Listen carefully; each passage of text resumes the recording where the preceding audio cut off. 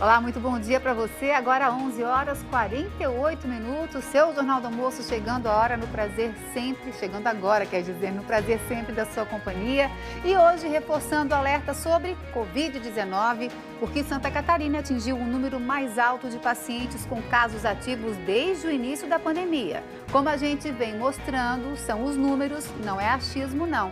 A gente precisa se cuidar.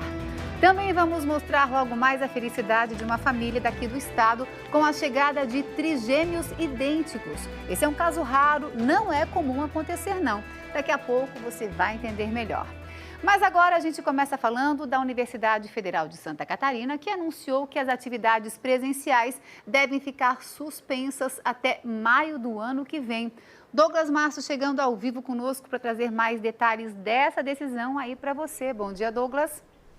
Oi, Elaine, muito bom dia para você, bom dia para quem nos acompanha. A informação é essa: a UFSC suspendeu as aulas presenciais em todos os níveis, em todas as unidades aqui do estado, até o dia 22 de maio do ano que vem. Essa decisão, inclusive, já foi publicada numa portaria. Essa suspensão, gente, vale tanto para as aulas quanto para as atividades administrativas e técnicas em todas as unidades, reforço, da UFSC aqui no estado. A exceção, é claro, são os setores de segurança, saúde e situações muito específicas que não podem ser adiadas. O ensino remoto, à distância, ele segue autorizado. A justificativa da Universidade Federal de Santa Catarina é que, primeiro, nesse momento, não há condições sanitárias de planejar esse retorno presencial. E segundo, que os alunos, os professores e os outros servidores da UFSC vão precisar de um tempo para organizar, para planejar esse retorno, para programar as suas vidas. O chefe do gabinete da UFSC, o Áureo de Moraes, gravou um vídeo sobre essa decisão. Vamos acompanhar. Que as pessoas precisam entender que os nossos estudantes, os nossos técnicos, os nossos docentes reprogramaram a sua vida com base na nova realidade. E isso, para mudar, precisa de um tempo maior de planejamento. Então, sem condições sanitárias e de modo a que as pessoas consigam organizar a sua vida, é que houve essa decisão da prorrogação dessa suspensão de atividades presenciais, mantendo o ensino remoto e a atividade remota nas instâncias administrativas, para que a universidade consiga superar essa primeira etapa do enfrentamento da pandemia da Covid-19. Detalhes do calendário de aulas, ainda estão sendo alinhados e vão precisar passar pelo Conselho Universitário. As aulas presenciais na UFSC, a gente lembra, estão suspensas desde o dia 16 de março desse ano. O semestre foi retomado no dia 31 de agosto de forma 100% remota. Inclusive, a universidade emprestou computadores e também está bancando planos de internet para os alunos que não têm condição de pagar por isso. A UFSC informou ainda que esse prazo até maio do ano que vem pode ser alterado a depender de fatos novos. Mas por enquanto, Elaine, a informação é essa: aulas presenciais suspensas na UFSC até o dia 22 de maio do ano que vem, em todos os níveis, em todas as unidades aqui do estado. Elaine. Obrigada pelas informações, Douglas. Bom trabalho para você aí. 11h51, agora vamos falar de uma grande preocupação aqui em Santa Catarina, além da pandemia, claro, que é a dengue. É um outro desafio que o estado precisa vencer, hein, Mário Mota? Chegando conosco agora, bom dia para você. Bom dia para você, para todos os nossos telespectadores, Laine Valgas. É verdade, sabe? Porque apesar de vivermos uma pandemia, a do coronavírus, nós temos outros desafios a vencer. A vida continua e os problemas, outros tipos de problemas de saúde também. De janeiro até outubro, para se ter uma ideia, o número de focos do mosquito Aedes aegypti já é 24% maior do que no mesmo período do ano passado. A gente deu uma baita relaxada. A situação é mais grave no oeste e também aqui, ao longo do litoral do estado. Veja a reportagem. A Soraya tem uma relação bem próxima com a natureza, tanto que as plantas estão por todo canto da casa dela em Florianópolis. E aí vem a preocupação para regar as flores e não deixar água acumular nos pratos e vasos. Para não atrair, principalmente o mosquito da dengue, então a gente, nas flores de corte, quando tem água assim, eu geralmente coloco a água, troco uma vez por semana e junto com a água eu coloco um pouquinho de água sanitária. A água dos gatos é trocada 2 vezes por dia e o pote sempre bem lavado. Prevenção que a dona Maria Goretti também segue à risca na floricultura no centro da capital. São 38 anos esse ramo. Por aqui, a inspeção é diária. Já é automático. Põe água, sobrou água, já tira, né? Sabe que a gente chega, né? E já olha para a planta e já sabe que precisa de água. Toda semana, o pessoal de combate e controle à dengue passa por aqui e registra a visita. Só que não tem fiscal para cuidar da cidade inteira, não só aqui na capital, isso acontece também em outros municípios. E aí a responsabilidade precisa ser compartilhada entre todos os moradores. Não dá para jogar um pneu como esse num canto qualquer ou um pote semelhante a esse aqui. Só precisa de água parada e limpa para o Aedes aegypti se reproduzir. Quase 30.500 focos do mosquito foram encontrados em 192 cidades catarinenses só em 2020. O número de focos é 24% maior em comparação ao ano passado. 103 municípios estão infestados pelo Aedes aegypti. Uma das explicações para esse aumento, segundo o gerente de zoonoses da DIV, é a pandemia. Essa é uma das explicações, né? As pessoas ainda não entendem ou acham que o problema do Aedes aegypti é uma coisa muito distante, né? Que acontece em outros estados do país. E claro, acho que a pandemia se somou a essa condição, já que a gente praticamente não falou das outras doenças, né? A gente tem falado muito do coronavírus e deixando o dengue um pouco de lado, mas ela está aí muito presente. O oeste e o litoral são as regiões com mais focos do Aedes aegypti. Em Florianópolis, a situação é mais preocupante no norte da ilha, no continente e no bairro Itacorubi. Este ano foram confirmados em Santa Catarina 11.200 casos de dengue, a maioria com transmissão dentro do estado. Não há registro de mortes pela doença no estado desde 2016. A preocupação é ainda maior com a proximidade do verão. Por isso é bom redobrar os cuidados com caixas da água, sempre com tampa, não acumular entulhos, descartar corretamente recipientes que possam acumular água. Afinal, o mosquito só precisa de água parada e limpa e do nosso descuido para se reproduzir. A gente não pode pensar ações sem estar pensando na prevenção do coronavírus também, mas a ideia no início de dezembro a gente está trazendo ações, fazendo aí uma semana de mobilização com ações, com informações, para retomar essa questão aí dos cuidados com a Aedes aegypti. Pois é, eu queria só dar uma reforçada aqui, porque a dengue é uma doença febril aguda causada por um vírus, por incrível que pareça, sendo um dos principais problemas de saúde do mundo, saúde pública. E os sintomas leves da doença acabam se confundindo com a gripe. E no nosso caso, todo cuidado é pouco, até com a própria Covid. O que você pode fazer, faça aí na sua casa. Vai ajudar bastante. É isso, né, Laine Valgas? O mínimo é cuidar do seu cercado, né, Marinho? Até logo mais então, viu? Até já. E a seguir, o agravamento da estiagem em Chapecó. E em um caso raro, uma mulher deu à luz trigêmeos idênticos em Blumenau. Até já. Já está de volta com você agora para falar sobre a estiagem que segue muito preocupante no oeste do estado. Em Chapecó, o sistema de rodízio no abastecimento de água foi ampliado. Agora tem bairro que chega a ficar até 24 horas sem água. A Fernanda Moro está chegando conosco, tem mais detalhes. Fernanda, qual é o motivo, né, da ampliação deste rodízio? Bom dia para você. Oi, Elaine, bom dia para você, bom dia a todos. É que o consumo de água continua normal aqui em Chapecó, só que os reservatórios não têm mais capacidade para garantir o abastecimento. A gente está aqui no Lajeado São José, principal manancial da cidade, e olha só como é que está a situação, vou mostrar para vocês. Aliás, eu estou dentro do Lajeado São José, eu consigo caminhar por aqui, Elaine, e uma situação normal, isso não seria possível, teria água e muita água por aqui. A situação é bem crítica, o Lajeado está praticamente seco e isso, é claro, reflexo dos últimos meses sem chuva aqui em Chapecó e na região oeste. Desde a última semana, a Casan já faz um rodízio no abastecimento, Laine, mas era um esquema de 12 horas de interrupção e 12 horas de fluxo normal de água. A partir de agora, a situação muda e se agrava, viu? 21 bairros terão a interrupção total no abastecimento, já de hoje ao meio-dia até o meio-dia de amanhã. Depois, esses bairros eles serão abastecidos ao longo de 24 horas. A Casan justifica que esse período mais longo ele é necessário para garantir o abastecimento nos pontos mais altos que estavam com problemas. Por isso a recomendação é para que as pessoas tenham em casa uma caixa, para que possam armazenar essa água, porque vão receber água um dia sim, no outro dia não. A Casan também tenta a ampliação da captação em outro manancial, no Lajeado Tigre, na cidade de Guatambu. Mas enquanto isso não acontece, a gente vê pela situação, né, Elaine? Não tem mais de onde tirar água. Então as pessoas precisam colaborar nesse momento, fazer uso consciente de água. Quem puder, por favor, economize água.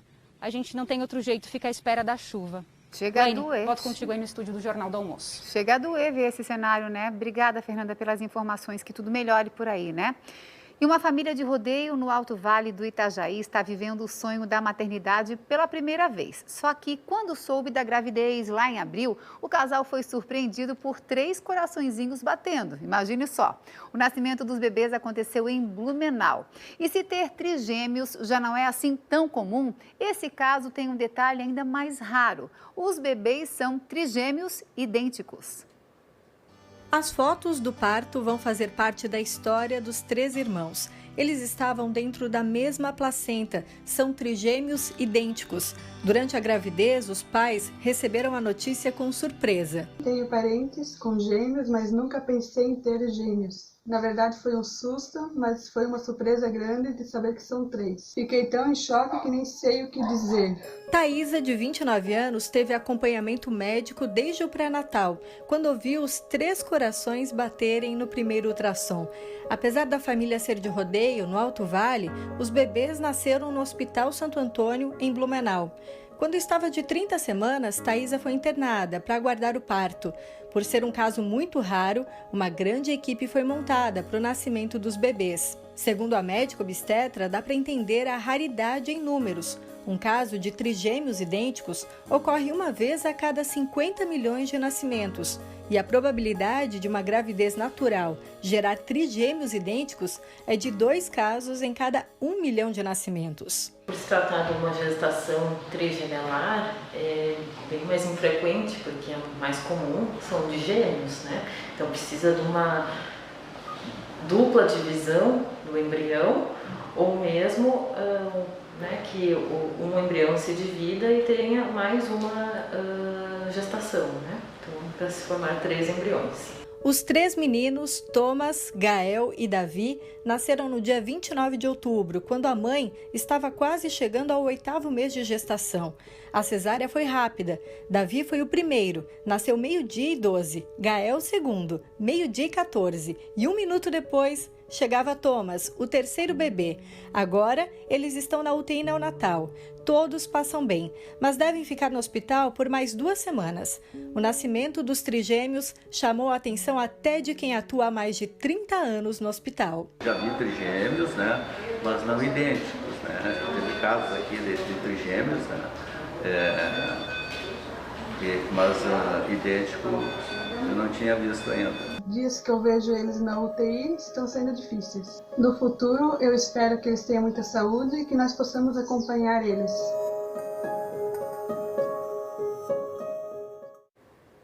Davi, Gael e Thomas, sejam muito bem-vindos entre nós. Que lindo isso. E você que está nos assistindo aí em casa, eu tenho um recado muito importante para quem tem criança pequena. A campanha de vacinação contra a poliomielite encerra na próxima sexta-feira. Essa vacina é obrigatória até os 5 anos de idade. É uma gotinha, não dói nada e previne contra a paralisia infantil. A meta é vacinar 95% das crianças, mas Santa Catarina está bem abaixo, cerca de 70%. A procura pelas doses tem diminuído ano após ano e a divisão de vigilância epidemiológica também está preocupada nas grandes cidades. Sabe em quanto que está a cobertura vacinal só na capital, por exemplo? 36%. Joinville está um pouco melhor, já chegou a 64%, mais longe de 95%. Agora, a pior cobertura é na cidade de Balneário Barra do Sul, também no norte do estado. Por lá, só 16% das crianças tomaram a gotinha contra a pólio. A gente sabe que tem o medo do coronavírus, mas é importante proteger o seu filho contra essa doença. Então, procure se informar aí na sua cidade, se tem que agendar um horário no postinho, mas não deixe de vacinar em nome da vida do seu filho. A seguir, Santa Catarina tem hoje o maior número de casos ativos de Covid-19 de toda a pandemia. E o que catarinenses que vivem em outros países contam sobre a segunda onda da pandemia fora do Brasil. Até já. Agora preste muita atenção, nós tivemos o maior número de casos de Covid-19 confirmados em 24 horas desde o início da pandemia. Foram 4.886 novos infectados ontem, de acordo com os registros do governo estadual. Lembrando que nos últimos dias o estado vinha divulgando dados parciais por causa de um problema no sistema do Ministério da Saúde. E com isso, veja aqui no nosso telão, Santa Catarina passa de 280 mil casos e também tivemos mais um registro que acende o alerta, o de casos ativos. São 14.237, mais um número recorde para o estado, o maior desde o início da pandemia. Na outra tela, vem chegando para a gente aqui o número de vítimas fatais. Nas mortes foram mais 12 nas últimas 24 horas e com esse número Santa Catarina registra então 3.243 vidas perdidas para o coronavírus. A gente vinha falando aqui no JA do aumento de casos na Grande Florianópolis, de hospitais lotados no litoral norte, no oeste, mas na Serra o alerta também acendeu. Vamos para lá conversar agora com a Eduarda Demenech.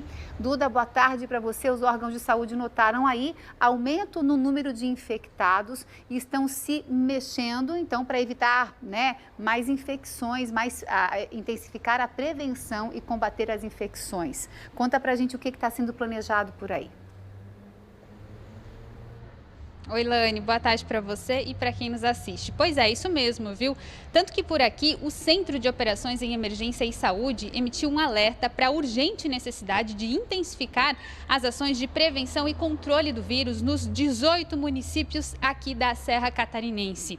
Em um mês, os atendimentos na central de triagem, que fica aqui em Lages, mas atende todos esses municípios, aumentaram 68%. Isso, gente, de setembro a outubro. Agora, nos primeiros dias de novembro, os atendimentos já passaram de 1.700 e 370 pessoas já foram positivadas com Covid-19. Em uma semana, o número de casos ativos, que são aquelas pessoas contaminadas, já subiu 30%. Segundo o gerente, o coordenador do COIS regional, Clayton Camargo, isso aí é resultado dos últimos 15 dias, onde muitas pessoas têm desrespeitado medidas simples, como usar a máscara e evitar aglomeração. O alerta do COIS regional é para que os prefeitos tomem medidas mais rigorosas para tentar conter o avanço do vírus aqui na região.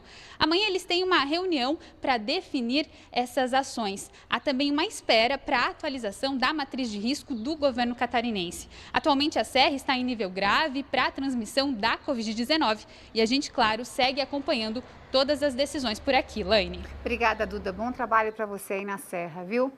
E a gente tem visto nos últimos dias que países que haviam aparentemente controlado a Covid voltaram ao alerta máximo. Nós conversamos com catarinenses que vivem no exterior e eles nos contam como tem sido esses dias por lá e o que nós aqui podemos aprender com a experiência deles.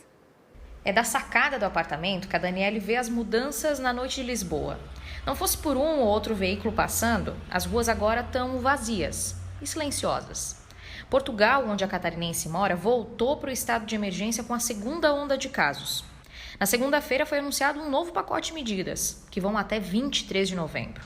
De segunda a sexta, das 11 da noite até as 5 da manhã, você não pode sair de casa.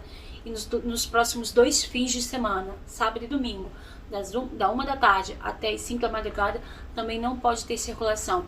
Há exceções. Você pode passear o seu animal de estimação, você pode se deslocar para ir para uma urgência, para um hospital. As novas restrições abrangem 70% do país. Quando é fronteira, quando é ali entre um município e outro, eles podem te parar e perguntar: você está saindo daqui para ir para lá? Por quê? Aí eu vou trabalhar, então você tem que mostrar uma declaração de trabalho. Já a Mônica, catarinense que mora na Irlanda, enfrenta o segundo lockdown. No dia 22 de outubro, o país voltou a adotar o bloqueio total. E esse vai até dezembro. Acho que a gente já está um pouco mais familiarizado. A diferença do primeiro lockdown é que agora as escolas fundamentais e creches continuam abertas. A Mônica conta que desde o início da pandemia, o transporte público da cidade continuou funcionando, mas com frotas reduzidas. O uso da bicicleta foi incentivado no país. Ela prefere caminhar, chega a andar até 6 km por dia e tem visto que o bloqueio surtiu efeito. Nós estávamos com 1.500 casos há uma semana atrás e atualmente a gente está com 500 casos diários, então a gente pode ver que já teve uma diminuída. A mais de 4.000 quilômetros dali, a situação é bem parecida. O Canadá também está no segundo lockdown. No fim de outubro, o primeiro-ministro renovou o isolamento por mais um mês. A Camila, catarinense que mora em Quebec, explica que só mercados, farmácias e escola funcionam. Mas o que mais preocupa as autoridades é a saúde mental da população. A gente não pode ver os nossos amigos, a família, e com o trabalho já é bastante difícil, porque estou desde fevereiro sem ter contato físico com ninguém na empresa, então é um momento muito delicado, né? Mas muito mais do lado psicológico. Apesar do cansaço e do esgotamento mental, os canadenses seguem as regras. Não se vê festas, não se vê bares abertos, não se vê academias abertas. As pessoas, mesmo insatisfeitas com as medidas, elas respeitam. Até porque quem não cumpre é responsabilizado e a multa é bem pesada. Se alguém faz algum jantar com mais pessoas dentro de casa e algum vizinho denuncia, aí a multa já é aplicada de primeira. Se eu não me engano, é um pouquinho mais de $1.000 por pessoa. British Columbia, também no Canadá, tá assim. O vazio toma conta das ruas. Em lugares abertos não é obrigatório o uso de máscaras. O país tem regras nacionais, mas cada província também pode criar medidas locais. A gente está na fase 3 de reabertura e a gente já tem, por exemplo, restaurantes e bares já estão abertos, mas eles têm que fechar no máximo 11 horas da noite e não podem mais servir bebidas depois das 10 horas da noite. A Alemanha é mais flexível. Reuniões ao ar livre, em praças, parques são permitidas, desde que o encontro seja com apenas uma outra família. O Guilherme conta que o diálogo do governo com a população é o que mantém esse acordo em pé. Aqui eles sempre reforçaram que as restrições têm que começar em lugares que são fechados. A população, de certa forma, pelo menos em sua grande maioria, entendeu essa mensagem. Eu acho que esse diálogo não existiu tão claro no Brasil. E que a gente aprenda com essa experiência lá de fora, né? JA para agora para mais um intervalo. E daqui a pouco a gente conta o que as prefeituras da Grande Florianópolis pretendem fazer para segurar a transmissão do coronavírus. Lembrando que a nossa região é hoje a pior do estado. E tem vagas de emprego e estágio já no próximo bloco. Não perca, até já. Jornal do Almoço de volta informando uma mudança no trânsito do bairro Santa Mônica, na capital. É que foi ativado ontem esse semáforo aí no cruzamento da Avenida Madre Benvenuta, que é a principal via do bairro, com a rua Eurico Sterno. Desde que começaram as obras de revitalização na Madre Benvenuta, quem tentava sair do bairro e acessar a avenida tinha que fazer uma conversão perigosa, precisando parar no meio do cruzamento. E isso, claro, estava causando muitos acidentes. O semáforo foi instalado há 15 dias, mas estava passando por ajustes e até ontem a sua luz ainda estava só piscando. De acordo com a Secretaria de Mobilidade da capital, a ideia é que ele seja sincronizado com um outro semáforo já instalado a poucos metros de distância para melhorar o fluxo de veículos. E como você já viu aqui hoje, o estado registrou o maior número de casos confirmados da Covid-19 em 24 horas desde o começo da pandemia. A região da Grande Florianópolis segue no nível gravíssimo no mapa de risco de contágio da doença. E será que vem mais restrições por aí, hein, Mário Mota? Bom, hoje eu estou bem em relação à medicina mesmo, viu, Laine Vargas? Porque no primeiro bloco foi dengue. E agora, numa situação dessas, é o que se imagina, não é isso? Ontem, secretários de saúde da Grande Florianópolis se reuniram com a equipe da Secretaria Estadual da Saúde e com diretores de hospitais, exatamente para tentar alinhar os próximos passos de enfrentamento a esse novo pico de contágio na região, que é a única em nível gravíssimo no estado de Santa Catarina. Vamos saber um pouco mais do resultado deste encontro na reportagem da Marina Dal Castanhe e do Josué Betim. Por favor. há 2 semanas era previsão. O segundo pico preocupa e muito pela sua velocidade de transmissão, o aumento significativo de casos ativos aqui na região da Grande Florianópolis, e ele pode levar a região ao nível gravíssimo, novamente, a bandeira vermelha da nossa matriz de acompanhamento de risco. O que era previsão, hoje é realidade. O vírus se espalha rapidamente na Grande Florianópolis. Mas o que muda na rotina dos moradores? Por enquanto, nada. Os municípios devem continuar seguindo a matriz do Estado, sem novas restrições. Os nossos decretos dos municípios já estão seguindo as portarias do Estado, né? E o que vai ocorrer são as fiscalizações. Então, o município, além de toda aquela ampliação de testagem, de acompanhamento e de atendimento, também vai ter a parte de fiscalização. Buscando aquela estrutura que foi utilizada circunstancialmente somente para o feriado, a gente começar a ter essa força-tarefa disponível durante todo o final de semana, principalmente, e durante a semana. O governo do estado também está trazendo profissionais fiscais de outras regiões para atuarem em Florianópolis, para ajudar também na Grande Florianópolis. Em Florianópolis, o primeiro pico no número de casos registrados num único dia foi em 20 de julho, 396 casos. Depois diminuiu para 32 em 6 de setembro, mas não ficou muito tempo assim.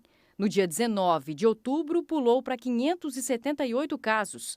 O último dado da plataforma do município registra 402 casos no dia 8 de novembro. Florianópolis vai dobrar a capacidade de teste. Atualmente nós estamos fazendo em média de 400 testes por dia. Nós vamos passar para 800 testes por dia, visando com isso os municípios todos da Grande Florianópolis poderem identificar mais rapidamente os pacientes contaminados e poderem trabalhar o isolamento deles com maior precocidade. Durante a reunião entre os secretários de saúde da Grande Florianópolis nesta terça-feira, um dos pontos discutidos foi a capacidade dos leitos de UTI. Em Biguaçu, por exemplo, os 10 leitos de UTI Covid estão cheios desde o início de setembro. E a transferência para outras unidades de saúde está demorando bem mais. Olha, em torno de 3, 4, 5 horas. Antigamente era 2, 3 horas, hoje está 4, 5, às vezes até 8 horas, tá? A gente fica com o paciente ali para fazer a transferência. Na Grande Florianópolis, 77% dos leitos de UTI estão ocupados. O Estado prometeu aos secretários reativar os leitos que foram fechados quando a situação estava melhor. Para este especialista em saúde pública, a população tem uma falsa impressão que a situação está controlada. Cria-se uma percepção coletiva de que o pior já passou, que a doença não é tão grave assim. Então todo mundo individualmente relaxa com as medidas de isolamento social, de cuidados, do uso de álcool gel, do uso da limpeza de calçados para entrar em casa. Esse gerenciamento de risco individualizado, nesse momento, ele se mostra insuficiente para que a gente tenha uma diminuição da doença.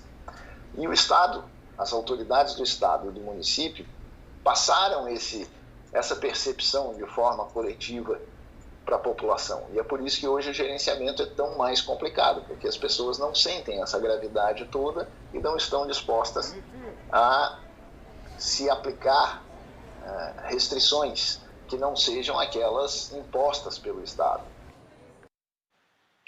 O ideal seria não precisar perder para depois sentir a falta, compreende?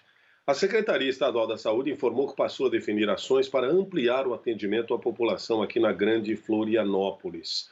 Nessa semana já foram prorrogadas as habilitações de 25 leitos na região. As demais questões estão sendo avaliadas pelas equipes da Secretaria envolvidas nesta reunião, juntamente com os diretores dos hospitais. Eu volto ainda para fechar o JA contigo, Laine. Combinado. Deixa eu até completar essa informação, Mário, porque nós também entramos em contato com a Secretaria de Saúde de Palhoça para ver que ações estão previstas, mas, por enquanto, nós não obtivemos qualquer retorno. Seguimos esperando por aqui. Até daqui a pouquinho, Mário. Obrigada, viu? continuaremos atentos. Isso aí, é verdade. E em Palhoça, os bombeiros seguem as buscas pela menina desaparecida na praia da Guarda do Embaú. Ela desapareceu no mar há mais de 5 dias. Ao todo, mais de 100 quilômetros foram percorridos durante as buscas realizadas ontem.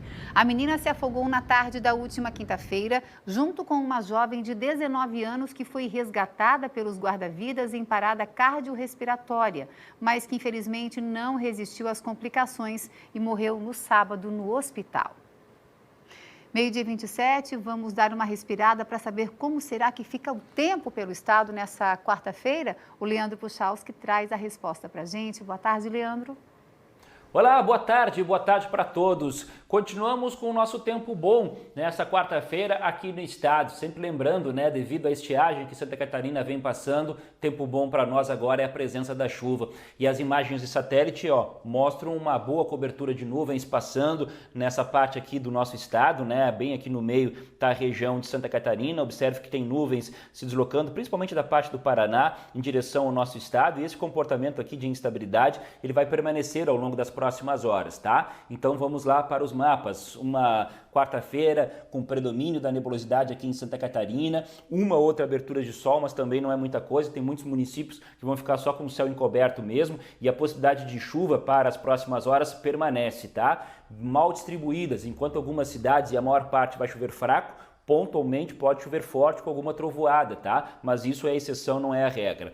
O mapa mostra as temperaturas previstas para a tarde de hoje. Observe que acaba mantendo um certo abafamento, né? Apesar da temperatura não subir muito, mas tem um pouco essa característica. Ao longo da quinta-feira, pessoal, a gente vai ter uma certa diminuição da nebulosidade. Claro, obviamente, mais aberturas de sol, mas nada ainda muito definitivo nesse sentido. Dá uma olhada aí na quinta-feira, um dia onde o sol aparece entre nuvens em todas as áreas, boa parte do dia, principalmente de manhã, com um tempo mais seco, mas ao longo da tarde, do meio oeste para o litoral, algumas pancadas de chuva estão previstas, mal distribuídas. Chove num ponto, não chove numa área próxima, mas ainda acaba tendo um pouquinho de instabilidade. Para as áreas do oeste, extremo oeste, chance muito pequena, tá? Temperaturas acaba subindo um pouco mais, como tem mais aberturas de sol, se aproxima de 27 para 30 graus, 31 graus até mesmo no oeste do estado, é o comportamento previsto, tá? E para encerrar a semana, pessoal, a gente vai um pouco nessa linha, né? De uma tarde quente, com destaque para a região oeste, na tarde da sexta 34 graus, e o sol continua aparecendo para encerrar a semana, mas tem um porém. Dá uma olhada aí. O sol aparece, tempo seco boa parte do dia, mas de novo, a partir da tarde, o sul, o litoral, o norte e o vale tem chance de algumas pancadas de chuva. Poucas cidades, ok, mas tem essa possibilidade. E temperaturas nessas áreas não subindo tanto, principalmente entre no sul e o litoral, mas mesmo assim tem algo entre 26 e 28 graus. Um grande abraço a todos e até amanhã aqui no JA.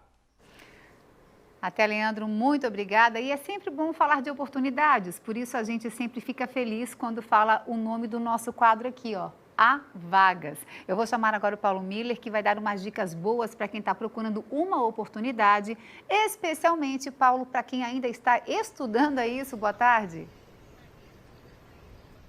Isso mesmo, Laine. Boa tarde a você, ao pessoal que está ligadinho com a gente no Jornal do Almoço, né? Sempre é bom nessa época em que muita gente perdeu o emprego, a gente poder trazer aqui, então, oportunidades de trabalho, falar sobre o mercado de trabalho. Então, a primeira dica do Há Vagas de hoje é justamente sobre oportunidades de estágio e também aprendizagem. 619 vagas estão abertas aqui no CIE em todo o estado, que é o Centro Integração Empresa Escola. Dessas vagas, 543 são para estágios de ensino médio, técnico e também superior, e as outras 76 são para aprendizagem. Tem vagas, olha só, nas áreas de administração, processos gerenciais, contabilidade, publicidade e propaganda e outras áreas. Para se candidatar para estágio é preciso ser estudante e também ter até mais de 16 anos. Já para a vaga de aprendizagem, essas vagas são destinadas para jovens e adolescentes entre 14 e 24 anos. O presidente do Conselho de Administração aqui do CIE, ele gravou um vídeo para nós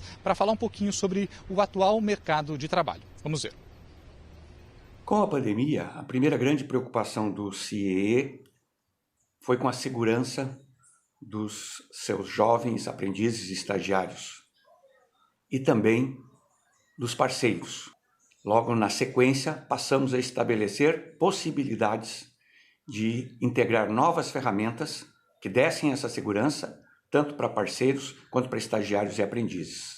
Conseguimos estabelecer essas novas condições e, à medida que o mercado já começa a voltar ao normal, também as vagas já começam novamente a aparecer. É muito importante que você, jovem, se cadastre ou atualize seu cadastro através do nosso site www.ciesc.org.br. Então vamos reforçar o site que vai aparecer aí na tela, viu? ciesc.org.br. O CIE está atendendo pela internet, aí por esse site, e também presencialmente. Daí é preciso entrar em contato com cada unidade que fica nas cidades aqui do estado. As empresas que também querem contratar estagiários e também pessoas para aprendizagem também podem fazer isso por meio do site.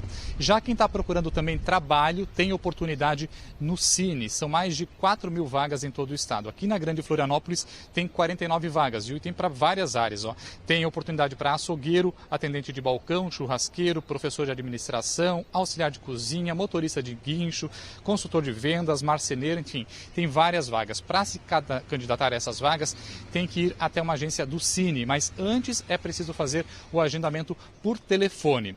Para conhecer essas vagas, também dá para baixar lá o aplicativo Cine Fácil, que está tudo lá no aplicativo, ou então acessar o site do Ministério do Trabalho, que é o Emprega Brasil, que as vagas também estão lá. Laine, são essas oportunidades, elas estão aí agora, cada um também tem que fazer a sua parte e correr atrás. Que bom dar boas notícias, né, Paulo? Obrigada, bom trabalho para você, boa tarde também. Agora, meio-dia e 34, chegou a hora de conferirmos as agendas dos candidatos à Prefeitura de Florianópolis. Lembrando que a ordem de cobertura dos compromissos de campanha foi baseada na posição de cada candidato na última pesquisa Ibope. Então, hoje nós começamos com Jean Loureiro, do DEM.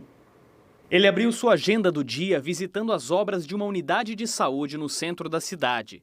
Ainda hoje, Jean Loureiro participa de uma série de reuniões no gabinete da Prefeitura junto com a sua atual gestão. O Jornal do Almoço perguntou ao candidato quais as saídas para resolver o problema das construções irregulares na capital. Ele respondeu: Nós aumentamos muito a fiscalização com o uso de tecnologia de ponta, inclusive fotossatélite e drones. Também intensificamos as ações em conjunto com a Polícia Civil, inclusive denunciando alvarás falsificados. A partir de agora, avançamos ainda mais na regularização fundiária, para aquelas pessoas que têm a sua casa poder ter a sua escritura. Professor Elson do PSOL se reuniu hoje cedo com a sua coordenação de campanha e depois com o Conselho Municipal de Educação. Ele também gravou programas de TV. Ainda hoje, o candidato se reúne com taxistas, divulga sua campanha nos bairros Itacorubi e Serrinha e depois visita pescadores do bairro João Paulo.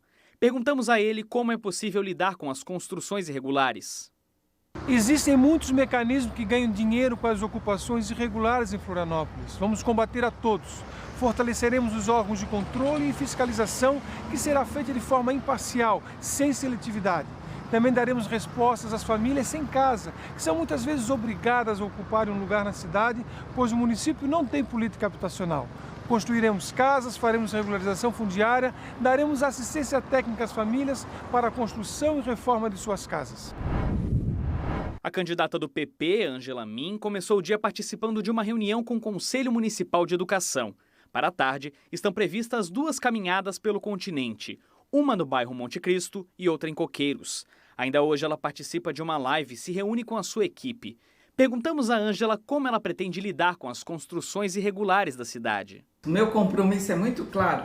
A retomada da política habitacional para aqueles que realmente precisam da ação do governo para ter a sua casa, ter toda a infraestrutura social necessária para a verdadeira inclusão, que é a creche, a escola, o posto de saúde, água, esgoto, e fazer com que o processo de fiscalização venha a ser um processo inteligente, para que aquilo que é mais importante na nossa cidade, o meio ambiente, a dignidade, venha a ser respeitado. E ainda falando das eleições, se você é eleitor em Florianópolis e ainda não decidiu seu voto para prefeito, o G1 Santa Catarina tem informações importantes. O site desenvolveu um jogo online que ajuda o eleitor a ver com qual candidato à prefeitura da capital tem mais identificação. São 10 perguntas sobre os temas mais importantes para a cidade, como saúde, mobilidade, educação, impostos, entre outras.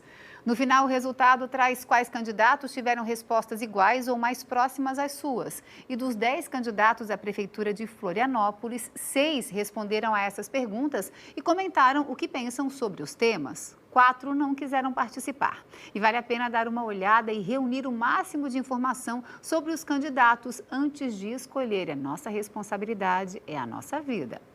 E o JA desta quarta vai chegando ao fim, por isso ele já está a postos ali para dar tchau para você junto comigo. O que faltou dizer, Marinho?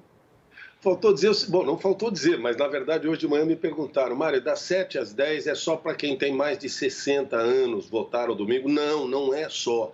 Prioritariamente vão votar aqueles que têm mais de 60 anos. Se você tiver uma fila, não tiver ninguém na fila, você até pode votar das 7 às 10 da manhã, mesmo não tendo 60. Mas a prioridade é para nós, os mais idosos, irmos mais cedo aos locais de votação, preferencialmente. Acho que é isso, Laine Valgas. Com certeza. E votar com consciência, né? Achei legal Sempre. E um adendo, né, levando a sua caneta de casa, já prepare o seu documento de identificação para que isso ocorra de uma maneira mais ágil e não demore mais, porque a gente prevê até um pouquinho mais de demora em função desse processo, mas vamos nos adaptar. Voltamos amanhã então, Marinho. Obrigada mais uma vez pela parceria, tá? Um abraço para você, para todos os nossos telespectadores. Dá licença, deixa eu puxar aqui de cima antes que caia, mas está aqui, ó. Esse Mário. Vamos fazer uma boa tarde, sim. Até amanhã, 11h45. Vem aí o Alisson Francisco com o GE. Tchau, tchau.